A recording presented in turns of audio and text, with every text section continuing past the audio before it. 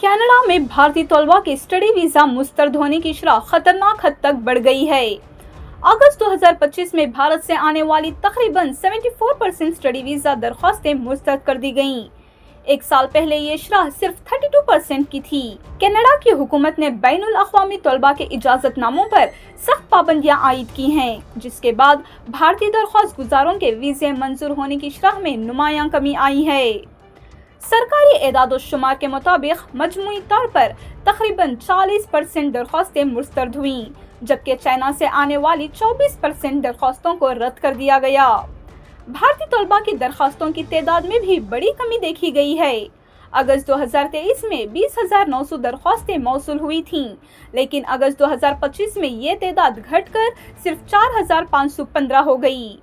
ये सख्ती 2023 में सामने आने वाले एक बड़े फ्रॉड स्कैंडल के बाद की गई, जब हुकाम ने 1,550 जाली यूनिवर्सिटी कबूलियतनामे दरियाफ्त किए, जिनमें ज्यादातर भारत से ताल्लुक़ रखने वाले तलबा शामिल थे। गुज़िश्ता साल 14,000 से ज्यादा दस्तावेज़ात को मशकूक करार दिया गया था। इसके बाद कनाडा ने तस्दीक अमल को मज़ीद सख्त कर दिया, माली तकाज़े बढ़ा दिए और वीज़ा प्रोसेसिंग का अमल भी सुस्त पड़ गया।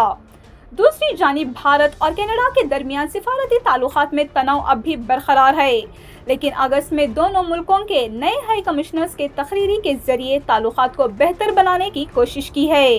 कनाडा की मशहूर यूनिवर्सिटीज वाटरलो, रेजिना और सस्कैचुएन भारतीय तलबा के दाखिलों में नुमायां कमी की इत्तला दे रही हैं।